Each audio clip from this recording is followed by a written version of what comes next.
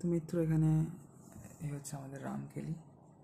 এটা তখনই বলবো ভাবছিলাম যে করবো, বাট এই যে আবার ভিডিও স্টার্ট করলাম যখন এখানে, তাই বলে দিলাম যে এখনও পড়ছি এবং পড়বো আবার। ঠিক আছে, এটা এখন কন্টিনিউ চলছে। খুব ভালো লাগছে রূপ সনাতনের কাহিনী আর কি। আর এই হচ্ছে আমাদের বৈষ্ণব পঞ্জিকা, এবং এই পঞ্জিকা থেকে অ্যাকচুয়ালি দেখাও ভাবলাম আপনাদের যে প্রয়াগের যে কুম্ভ মেলার ডেটসগুলো কী পড়েছিল সেটা এখান থেকে। এমনি আপনাদের সঙ্গে সব কিছু শেয়ার করেছি আমি, বাট তাও এখানে কি ডেটস পড়েছিল সেটা আপনাদের দেখিয়ে দিচ্ছি। ঠিক আছে, তো এখানে বেসিক্যালি 13 জানুয়ারি থেকে এখানে 24শে ফেব্রুয়ারি আই থিঙ্ক ছিল। ঠিক আছে, এই যে চলছে, এই যে 26শে ফেব্রুয়ারি অবধি ছিল। তো অনেকদিন হয়ে গেছে, তো সেহেতু অনেক খেয়াল নেই। তাও এখানে আপনাদের আমি তিথি থেকে মানে বুঝে গেলাম, তো সেই ক্ষেত্রে আমি বলে দিচ্ছি। আর এই যে 13 জানুয়ারি, এই যে এটা হচ্ছে পৌষ পূর্ণিমা থেকে শুরু হয়েছিল প্রথম সাই স্নান। 6টা সাই স্নানের মধ্যে শ্রীকৃষ্ণের পুষ্যা অভিষেক ছিল সেদিন। তারপর 14 জানুয়ারি ছিল মকর সংক্রান্তি বা গঙ্গাসাগর মেলা। ঠিক আছে, এটা হচ্ছে পৌষ সংক্রান্তি, পৌষ পূর্ণিমা, পৌষ সংক্রান্তি, দুটো সাই স্নান। তারপরে ছিল হচ্ছে এখানে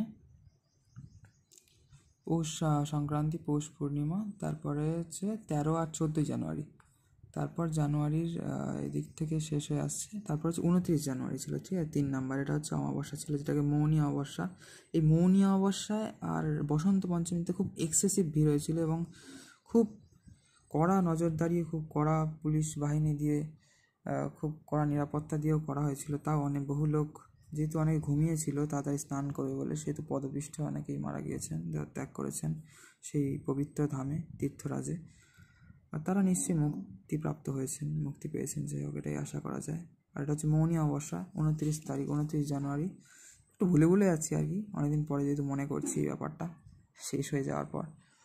এমনি আমি সবই আপনাদের সব আপডেট দিয়ে দিয়েছি, সবই জানতাম, এবং এখনও দেখলে মোটামুটি মনে পড়ে যাচ্ছে। 29 জানুয়ারি পর ছিল 5 না 3 ফেব্রুয়ারি, হ্যাঁ, গৌর পঞ্চমী। ঠিক আছে, শুক্লপক্ষের পঞ্চমী তিথি ছিল এটা, বসন্ত পঞ্চমী। এই দিনই সরস্বতী পূজা আদি সব ছিল।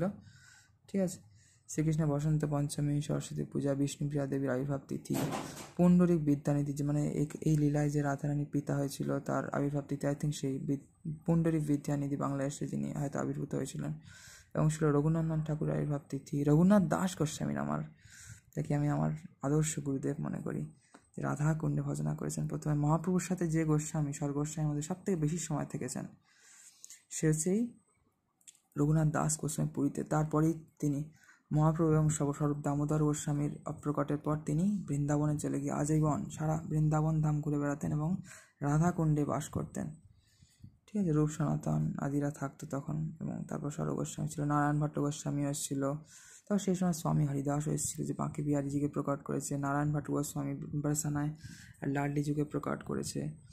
তারপর এখানে রাধা বল্লভজির হিত হরিবংশ মহাপ্রভু ছিল, আত্মদেবের কাছ থেকে হরিবংশ মহাপ্রভু লাভ করেছিল রাধা বল্লভের বিগ্রহ। তারপর যুগল কিশোরজিকে প্রকট করেছিল মানে শ্রী হরিরাম ব্যাসজি, কি বলে, হ্যাঁ, শ্রী হরিরাম ব্যাসজি। এইসব আর কি স্টোরি বৃন্দাবনের বন্ধুরা। আর বিশ্বনাথ চক্রবর্তী ঠাকুরের তিরোভাব তিথি, যার মাধুর্য কাদম্বিনী গ্রন্থ এখন আমি পড়ছি, প্রায় শেষ হয়ে এসছে। ঠিক আছে, যে বিশ্বনাথ চক্রবর্তী ঠাকুরের গৌরী বৈষ্ণবাচার্য তিরোভাব তিথি ছিল। রঘুনাথ দাস গোস্বামী, রঘুনন্দন ঠাকুর আর পুণ্ডরিক বিদ্যানিধি আর শ্রীমতী বিষ্ণুপ্রিয়া দেবী মানে লক্ষ্মী স্বরূপা মহাপ্রভুর স্ত্রী, তার আবির্ভাব তিথি। শ্রীকৃষ্ণের বসন্ত পঞ্চমী, শ্রী সরস্বতী পূজা আর বিশ্বনাথ চক্রবর্তী ঠাকুরের তিরোভাব তিথি ছিল। তারপর হচ্ছে এই 4টে সাই স্নান হয়ে গেল। তারপর ছিল হচ্ছে তারপর এখানে এই পর্যন্ত তো 26শে লাস্ট, তো মাঘী পূর্ণিমা লাস্ট। তো এটা ছিল শিবরাত্রির দিন। 27 ফেব্রুয়ারি তো বৈষ্ণবরা পালন করেছে। 26শে ফেব্রুয়ারি ছিল হচ্ছে শিবরাত্রি, শৈবদের বা শাক্তদের বলা যায়। প্রয়াগ এর কুম্ভ মেলা ওই দিনই শেষ হয়েছে। 26 তারিখ এখানে শিবরাত্রি, 27 তারিখ বৈষ্ণবদের। এবং তার আগে ছিল হচ্ছে পূর্ণিমা, যেটা ছিল, ঠিক আছে, মাঘী পূর্ণিমা। এখানে পূর্ণিমা তো দেখছি না, এই যে 12 ফেব্রুয়ারি। ঠিক আছে, হ্যাঁ 12 ফেব্রুয়ারিতেই পড়েছিল। শ্রীকৃষ্ণের মধুর উৎসব ছিল ওই দিন। আর ছিল নরোত্তম দাস ঠাকুর আবির্ভাব তিথি, যার প্রার্থনা এবং প্রেম ভক্তি চন্দ্রিকা দুবার পড়লাম, প্রেম ভক্তি চন্দ্রিকাটা, আর প্রার্থনা পড়লাম রিসেন্টলি। আগেই প্রেম ভক্তি চন্দ্রিকা ছোটো বইটা পড়ে নিলাম, তারপর প্রার্থনা, এবং তারপরে তার সাথেই প্রেম ভক্তি চন্দ্রিকা ছিল। এই প্রার্থনা এবং প্রেম ভক্তি চন্দ্রিকা দুটো উভয় গ্রন্থ পড়ে নিলাম। ঠিক আছে, ওই 4টে হয়ে গেল। আর এই মাঘী পূর্ণিমা আর এই শিবরাত্রি 27 না 26 তারিখে কমপ্লিট হয়ে গেল। ওই 13 জানুয়ারি থেকে 26 ফেব্রুয়ারি এই হচ্ছে বন্ধুরা আমাদের ছিল টোটাল কুম্ভ মেলা টোটাল ডেটস। সেটা ভাবছিলাম আপনাদের যে এই বই থেকে দেখাবো, বৈষ্ণব পঞ্জিকা থেকে দেখাবো, সেই জন্য আপনাদের দেখিয়ে দিলাম।